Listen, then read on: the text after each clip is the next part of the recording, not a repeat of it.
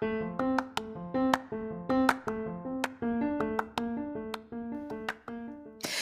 there, and welcome to the daily podcast where wisdom smacks us with kisses or love taps. I'm MichelleSpiva, a wisdom strengthening coach, your host, and practical priestess of wisdom. Mwah. Join us daily to gain wisdom and mental strength as we tackle innovative thinking, address emotional and behavioral life traps, and yes, provide you with some practical how to's to wrap it all up. So settle in or crank up the speed 2x, whatever gets your mental processes firing as we dive in. Stay tuned.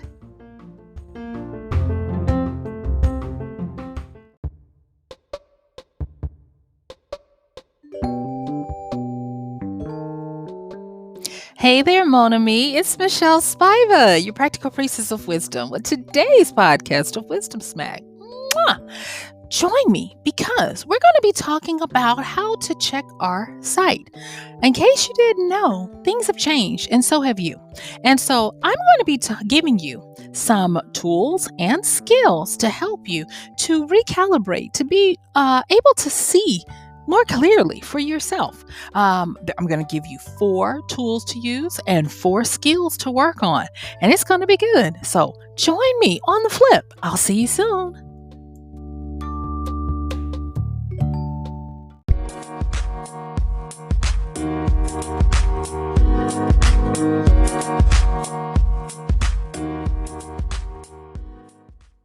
Yay!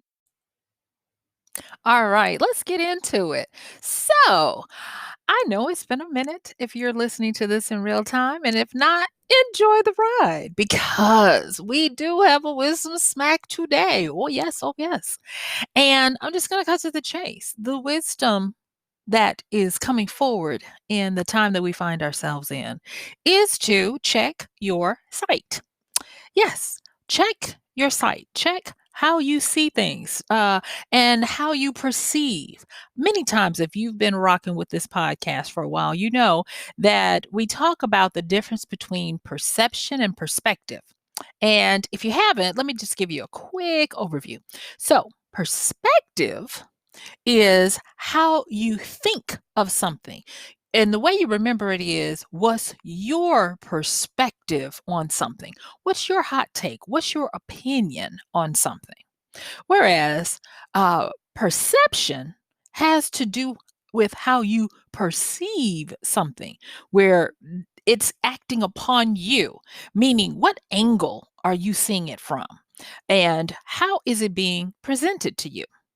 And so when we're talking today, we're talking about checking our site so that we can update how we both perceive and how we build perspective on what we're seeing.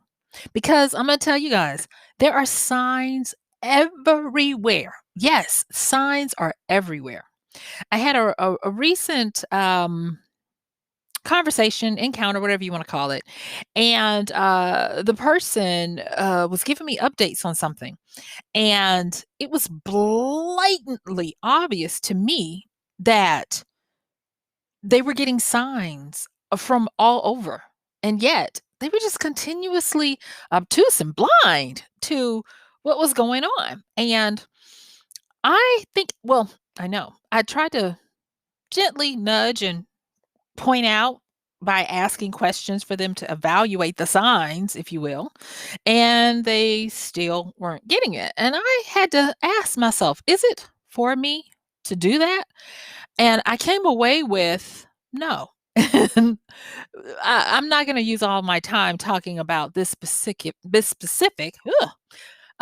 situation, but what I will say is that for the time that I find ourselves in, as to what Mother Wisdom would have me say, is this is each person's personal journey and lesson to learn. And that's why those who can have observers advantage to be able to have a more clear understanding of both perspective and perception, no matter what they say, it's not going to dawn on you until you're ready to see it. So, thank you for, letting me ease my way back into putting these before you because I'm going to tell you, It has been something, going through the particular time that we find ourselves in, uh, in a time like never before. And I will say, and I'm gonna be talking about this in another podcast, but I will say that this is leading up to one of the big aha epiphanies that I recently got from wisdom, and that is we have changed. And it would do us well to see how we have changed over this last year. And because this is a pivotal year, this is one for the history books. And those who are introspective as well as willing to get observers' advice from people who they know, like, and trust are going to be and marvel at how they've changed. Now, I hear you might say, "Oh, Michelle, you know, I've changed in the girth and the width of my waist." And I totally get that. You're not alone. I am up in the mornings exercising now with the little young kids. I have learned that when I try to get up off of the ground from all of those little exercises they want you to get on the ground to do, I need guardrails. I do. And I'm not ashamed of it because, hey, it could be worse. Okay. But anyway, I digress. Let me focus, Michelle, focus. What I want to say is in checking your site, it's something that we have to do individually, especially now that we have changed. And that's what Mother Wisdom is wanting to give us. So here's the wisdom smack for the day. There are signs everywhere that are directing you as to the direction you should go, but also the bigger point is the signs are showing us how we need to be. And I'm going to talk about that in just a few minutes. I'm going to have to pull out one of my old nemesis from grad school, a philosopher, one of them old German depressed guys. But we're going to be talking about Hegel today. Okay, just a little bit. We're not going to go real deep into him because I don't want y'all writing me talking about, well, if you talk about Hegel, you need to talk about Kant. And if you talk about Kant, you need to possibly talk about Marx. I'm not going there. We're just going to hit it real quick and quit it.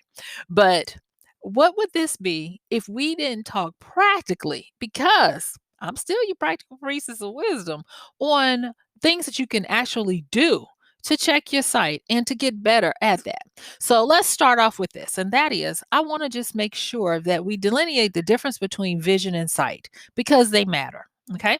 So sight is seeing what is and what the layers and levels are that you're dealing with in reality. Okay. Vision is a higher form of existence where you see more, you see the future and what can be. Okay. So when we're looking at shoring up our sight, especially as the people we are in this new now, there are things that will help us to be able to always be recalibrating and clarifying the sight that we use and depend on. So I want you to get in the habit of looking for patterns, meaning, code, and even conspiracy. And I want you to get into the muscular movement, if you will, mental muscular movement, I should say, of employing healthy doses of skepticism, critical thinking, creative constructions, and high forms of consciousness. All right. So let me repeat those. Look for patterns, meanings, code, and conspiracy, but you're going to employ skepticism, critical thinking, creative constructions, and high forms of consciousness. All right. All right. So now let's break those down. Let's get into the tools. So the tools that you're going to use are going to be patterns, meanings, codes, and conspiracy. And the skills that you're going to be using are skepticism, critical thinking, creative constructions, and high forms of consciousness. You see how we did that? All right. Yeah, I know. I know. Y'all know I got you. All right. So if you're trying to conceptualize what we're talking about, think of it this way. In the now that we are in at this particular time, we are required to do a self diagnostic on how we perceive and how we build perspective on what is going around or going on with us in this reality.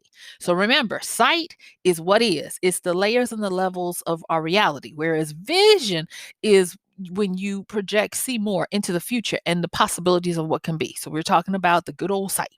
Now, skills and tools. Skills are things that you continuously work on as part of your experience. Tools are the things you use that are implementable. There are things that everybody can use because they are what they are. And so, with that, we're going to start with tools and then work back to skills. Are we okay with that? Good. Let's get going.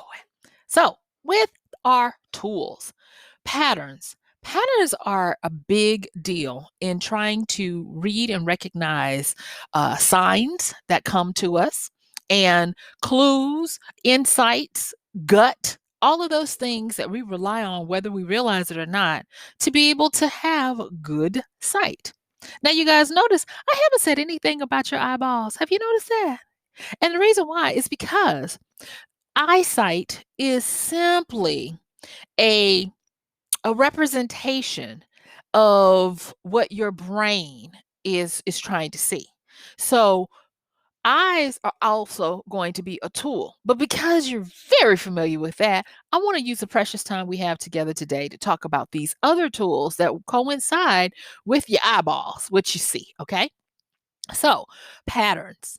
Patterns are, as they say, they can be repetitions, they can be certain configurings that you are familiar with, they can be rote behaviors or habits. So when we look for how to check and create and make sure that our site is up to par for what is required so that we don't miss stuff, so that we don't get in trouble, so that we don't get left behind, and all of those other things that are negative, we want to respect and honor the tool of pattern. We know pattern. And we know pattern in such a way that if someone says beginning, middle, what are you going to say? You're going to say end. That's a pattern. That's the pattern of story. There's a beginning, there's a middle, and there's an end. And it's so important that you'll know if the pattern is not completed. You'll know if a pattern has been introduced and not completed. If we're looking at things that you take for granted, but you pause to single them out, those will reveal pattern. What goes up must come down. What is to the left can also be to the right. What was yesterday becomes new today. All of these little sayings represent the tools of pattern. And if you get confused about, oh, well, how do I check my site for pattern? Look and see. Now, this is not this doesn't work for all situations, but it's a good start. And I find it works throughout different cultures. And that is, my grandmother used to talk about it, signs of three. So if something keeps happening and you notice it happens in signs of three or triplets, three different iterations of it, 9 times out of 10, that's a pretty good starting point to identify a pattern. Something as simple as that. So it's not going to require you to know all these deep forms of esoteric knowledge about patterns. It's simply going to be starting with repetition, things that you know. So work with appreciating when you start to see pattern. And you'll know that you're starting to see it because you'll get a question like, huh, didn't that just happen? Or why do I keep seeing X, Y, and Z? That kind of thing. Okay. The next thing is meanings. Now, this one is one that you will need to bone up your experience level with this particular tool. And if you notice, a lot of times in this particular podcast, we talk about word meanings, but I want to extend that because it's not all about words. Although I love words, we know this. It's also about everything around us. It is about when you see a color, what does that mean? When you encounter a name, what does that mean? We look at the meanings. And as you guys know, I'm an author, and actually I've been taking this time off to produce some novels that are coming out real soon. And this has been top of mind for me because I imbue my books with these types of things, of meaning, so that my readers who like to go down the rabbit hole are excited when they find out there was a reason why this was here or that was there. But with meanings are they're funny in that when they present themselves, sometimes they are more than what they appear. So you have things at face value. And then if you go just a little further, you'll find that there are layers of meaning. I've said it in different ways. I like the way one of my favorite authors wrote in one of his characters. The character was known to say, "There's always another secret." And meanings are one of the biggest ways that people don't realize that there are secrets in plain sight. And for those who can recognize the need to look past the on the nose or the obvious, the Captain Obvious meaning of something, you'd be amazed at all of the different insights that you'll get. So, like when we're talking about using these tools to hone in on your ability to see clearly, there are different layers of sight. And when you see patterns, patterns kind of wake you up that there's something afoot. Meanings start showing you that there is a rabbit hole that you can go deeper or higher. And then the next thing is code. CODE, good old code. Code is the presence of something that wants you to work for it. Code is this is here, but we're not going to reveal it to you. And code works hand in hand with meaning because you can't understand code until you understand the meaning of the instruments or the particulars of the code. And so they always work off of each other to reveal another insight. And I keep saying sight and insight because they branch off into these wonderful and numerous, if I should say, numerous expressions of sight. So you have insight, sight. You have understanding, understanding, overstanding. You have all of these different perspectives. Remember how we talked about perception is how you think about something, perspective is how you see something? Well, perspectives deal with the angle of which you're looking at something. And so when we're using these particular tools, especially meaning and code, they help you to sharpen your perspective to be able to have more angles at looking at something. And you might be saying, well, Michelle, why is this important? Why should we do this? Again, we're in a time now where each one of us individually is having a different experience with the same reality. So same reality, different meanings, different experiences.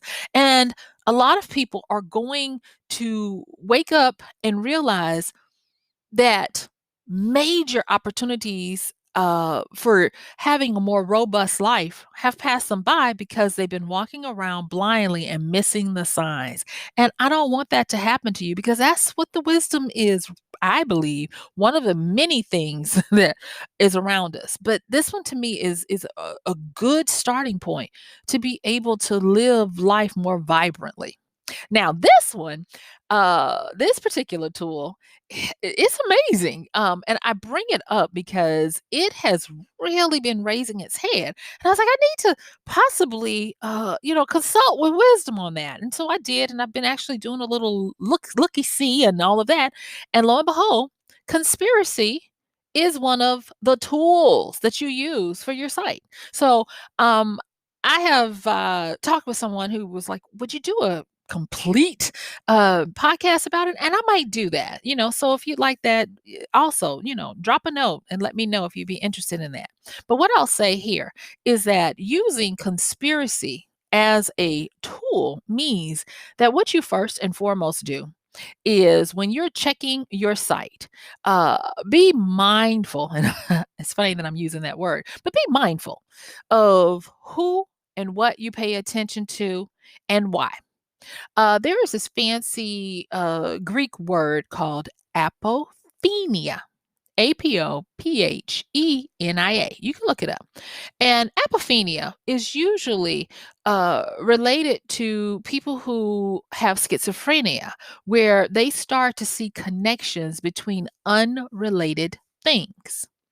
But apophenia is in the group of hysteria and other things whereby you can be influenced by other people's ways of seeing things.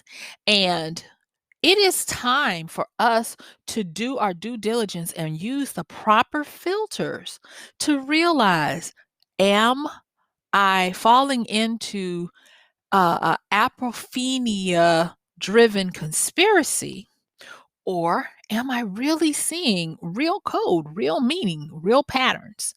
And I say that because with the way we're able to interact with each other through online activities at the speed of light, we have to be more mindful that lies travel at the speed of light way faster than truth, because lies don't need to be researched. And if you have a charismatic individual spouting them or reiterating them and embellishing them, they can come off as the truth.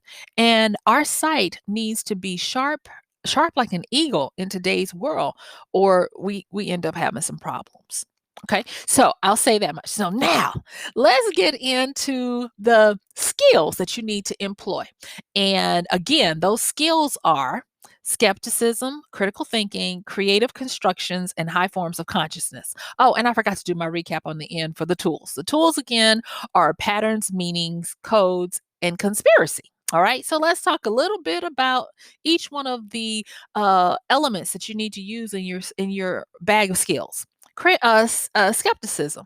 Skepticism is what it is. It is the entryway. It is the doorway for opening up critical thinking. It is the stopgap where you stop and you question.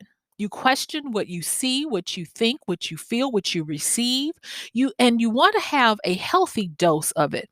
And the healthy dose is where you are not using skepticism to throw up a wall or a roadblock.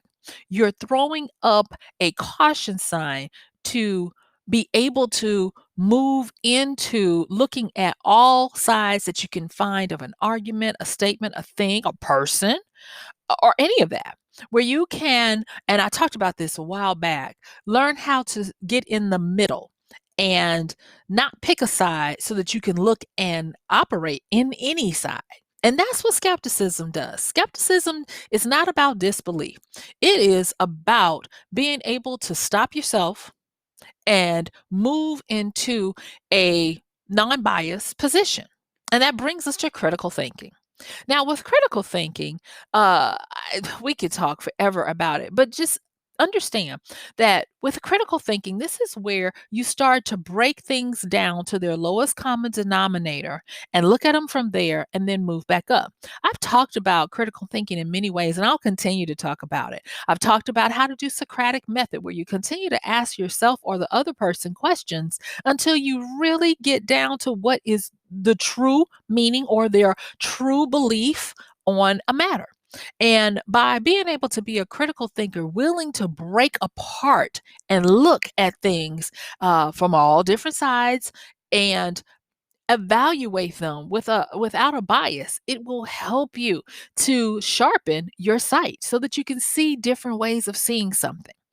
And then creative constructions. Now, creative constructions are where you move into the realm of learning how to balance logic and creativity, because they work hand in hand. They are not enemies. They are two sides of the same coin. So when you work with logic, you'll notice that logic moves you into philosophy. And philosophy is actually a child of creativity. And creativity will cause you to try to break and reform the rules of logic to come up with new constructions. And these new constructions will move you out of mental ruts. They will move you out of thinking of things only one way and believing that that's the only way that you will ever be able to understand something. I have many people that will ask me, "Well, Michelle, how do I change my ways of thinking? How do I break out of these rituals and these inherited?" I get, a lot of people that realize that they've inherited their parents and grandparents and communities' ways of thinking, and those a lot of those ways will no longer serve them. Well, I'm glad you asked. And the way you're able to move out of that so that you can create wonderful creative constructions is to understand the different forms of consciousness. So I got to quickly go through this. I promised you we'd talk a little bit about Hegel. So George Wilhelm Friedrich Hegel, German. He was born in the late 18th century. He was 1770, and he was a philosopher, and he built this scheme, if you will, where it had he called it like a triad, and it was a triad of understanding consciousness. Now, consciousness and the way we're talking about it is awareness. I'm not, talking about your conscience of what is good or evil. I'm talking about your conscious of existence. Okay. So he had three different levels that he liked. And the reason why we're talking about this today is because I want you to check your site and to make sure that you're not embracing just the lowest form because it might be popular. Now, let me cut to the chase because we don't have much time here. But the lowest form of how Hegel approached this it's called sense certainty. And it's very animalistic, it's singular, and it is found in meditation and mindfulness. So, you know how everybody's been meditating and just focusing, empty your mind, focus on this one thing?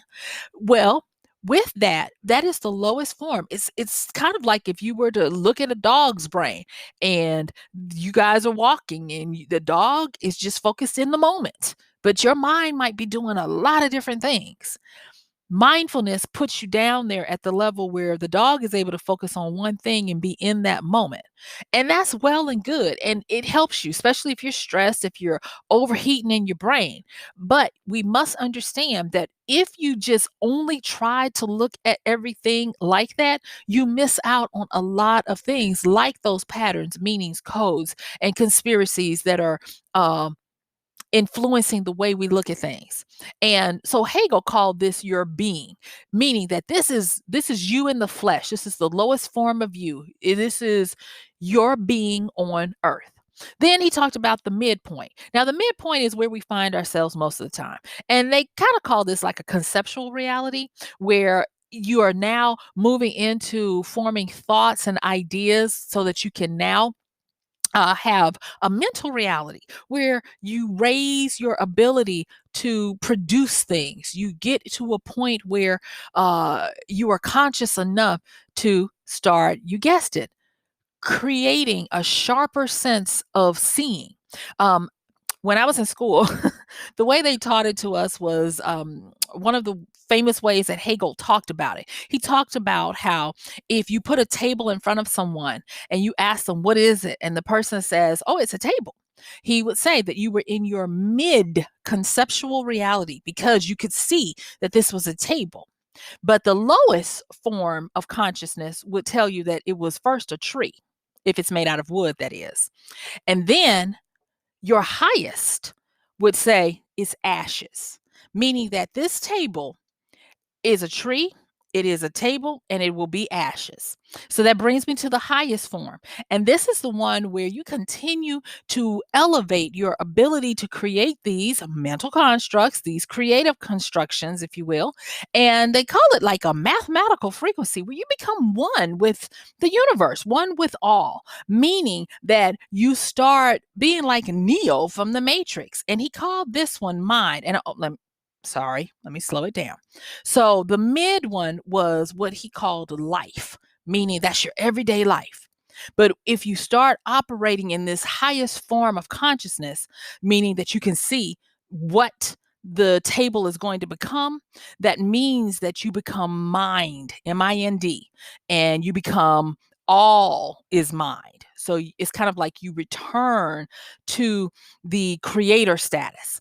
And the reason why I went through Hegel is so that you could understand that clear sight requires a strong mind that's not easily swayed from the reality of what's going on. You notice I said from the reality, not away from the reality.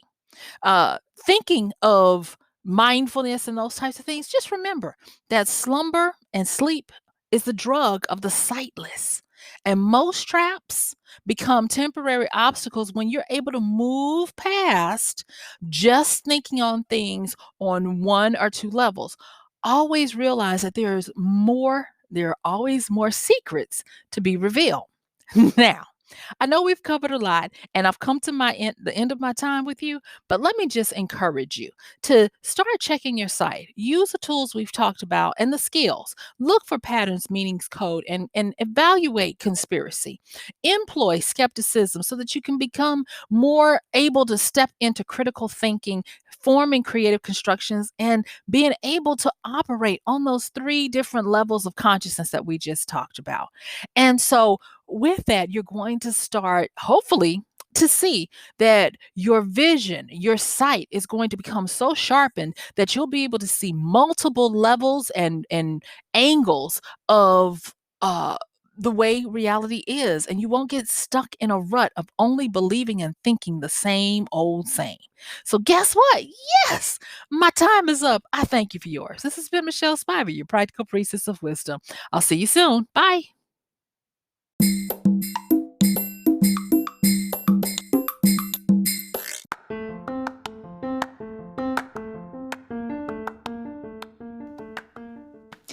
And that's going to do it for today's podcast of Wisdom Smack with MichelleSpiva. If you like this podcast, please help us get the word out. Like, comment, subscribe, and even share. And if you really like it, please help us continue to get the word out by considering using this show's link for Amazon. So when you want to go to Amazon and you do all of your general shopping, please use MichelleSpiva.com/AMZ. It's simple as that. It doesn't cost you anything extra, and this show might receive a little bit of commission that will go towards helping to further get these episodes out to you and to others. So thank you so much for listening. This has been MichelleSpiva with Wisdom Smack. Bye.